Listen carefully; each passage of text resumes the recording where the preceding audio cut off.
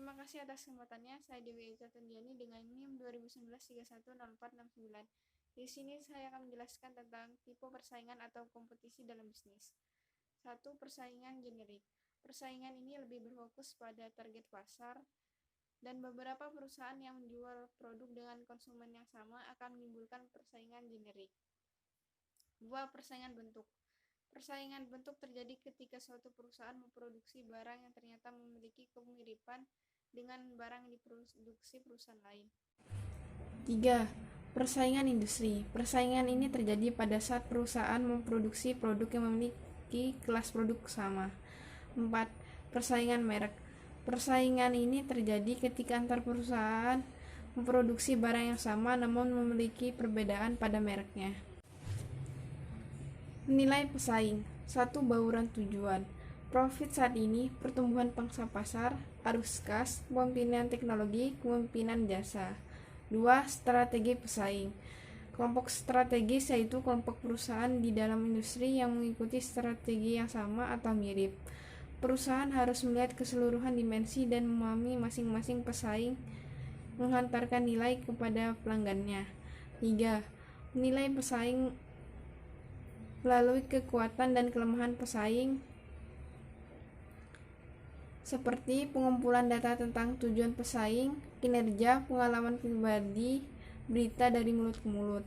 4. Memilih pesaing yang diserang dan dihindari. 1.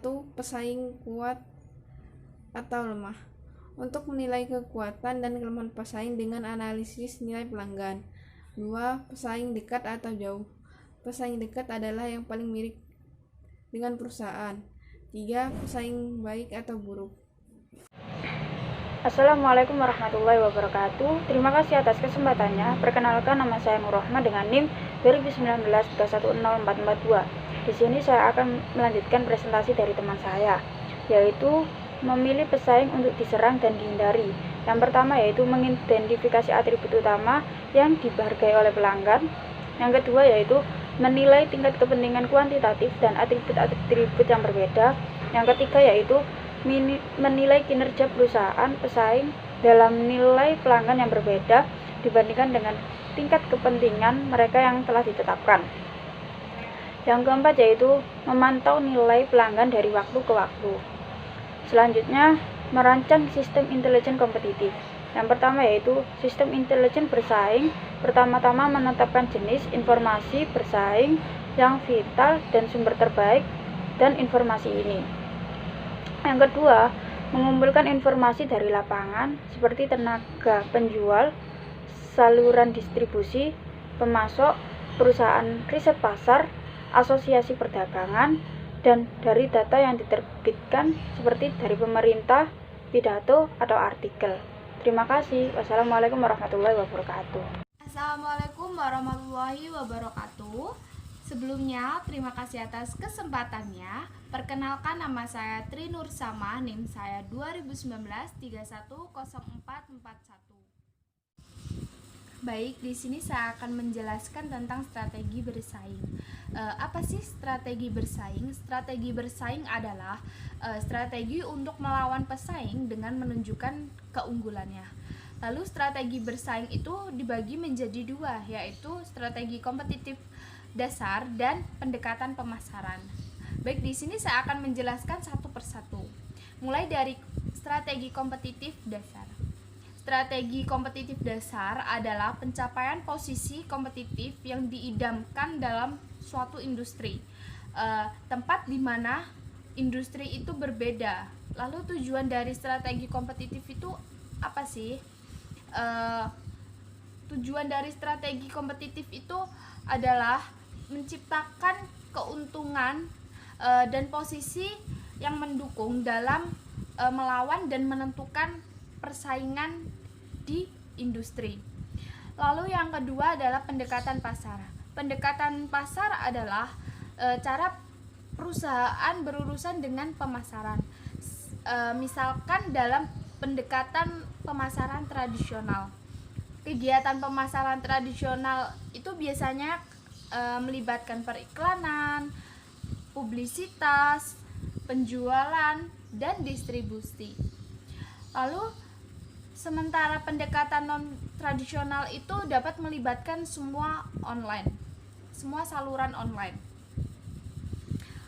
Lalu sementara berdasarkan pembeli dan penjual, pendekatan pemasaran dapat mengambil bentuk business to business, business to customer, customer to customer, dan business to government dan sebagainya. Terima kasih. Terima kasih atas kesempatannya. Perkenalkan, nama saya Putri Berliana Suci dengan NIM 2019310456. Di sini saya akan menjelaskan urutan posisi kompetitif. Yang pertama, pemimpin pasar dalam satu industri dengan pangsa pasar terbesar, yakni 40%. Dan yang kedua, penentang pasar. Urutan kedua yang berjuang keras untuk meningkatkan pangsa pasarnya dalam industri, sebesar 30%.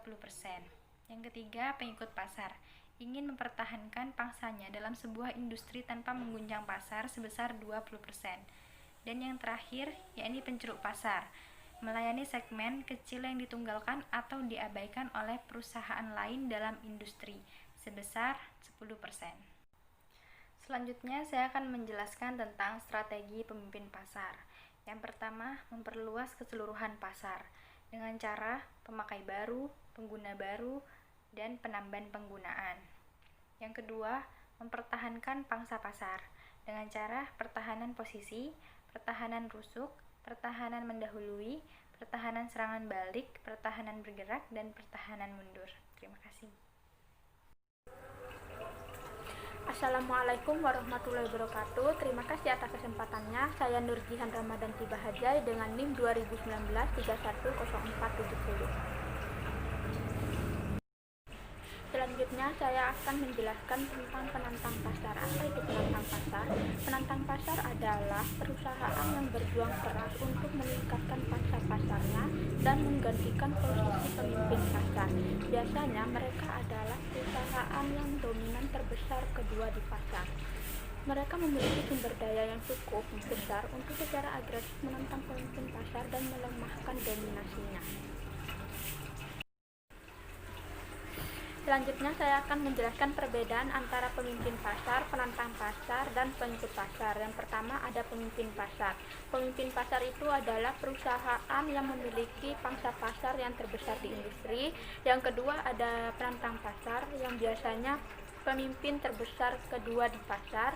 Yang ketiga ada pengikut pasar. Pengikut pasar itu merujuk pada perusahaan yang lebih memilih strategi akomodatif. Selanjutnya ada penantang pasar yang dapat mengambil beberapa teknik serangan untuk merebut donasi pasar. Ada 5 di antara strategi penantang pasar adalah: yang pertama ada serangan frontal, yang kedua flank attack, yang ketiga anti-climate attack, yang keempat bypass attack, dan kelima serangan gerilya.